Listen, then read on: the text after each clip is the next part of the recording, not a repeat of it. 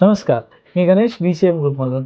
तर आपल्यासोबत आज आहेत एक कॅन्डिडेट ज्यांचा रिसेंटलीच व्हिसा लागलेला आहे. त्यांच्याशी आपण थोडीशी चर्चा करूया. तर आपलं नाव सांगा. सर माझं नाव सुशांत कांबळे. ओके, सुशांत कांबळे. आणि तुम्ही कोणत्या प्रोफाईलसाठी काम करताय? मी ॲज अ CNC ऑपरेटर म्हणून अप्लाय केलेलो. CNC operator. ऑपरेटर. ओके. आणि कोणत्या कंट्रीसाठी तुमचा व्हिसा लागलेला आहे? माझा रोमानियासाठी व्हिसा लागलेला आहे. ओके.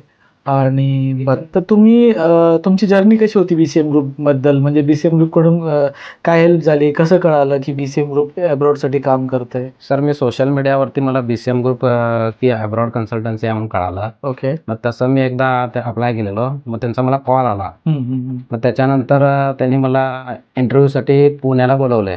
ओके. पुण्याला गेलो. मग आम्ही ऑनलाईन इंटरव्ह्यू दिलो क्लायंटसोबत. हं. मग तेव्हा मी सिलेक्टेड झालो. ओके. मग त्याच्यानंतर BCM ग्रुपने आम्हाला इंटरव्ह्यूसाठी पण मदत केलेली भरपूर.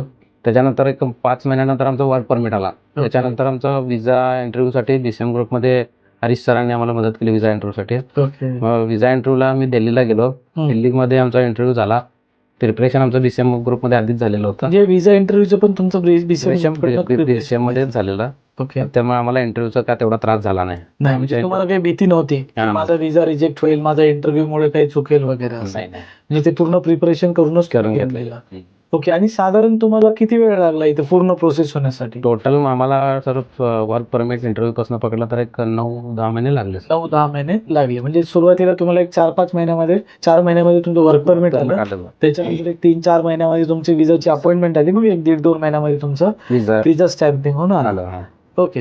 तर अशा प्रकारे आपल्यासोबत होते सुशांत कांबळे, जे की एक CNC ऑपरेटर आहेत आणि त्यांचा व्हिसा रिसेंटलीच रोमेनिया कंट्रीसाठी लागलेला आहे.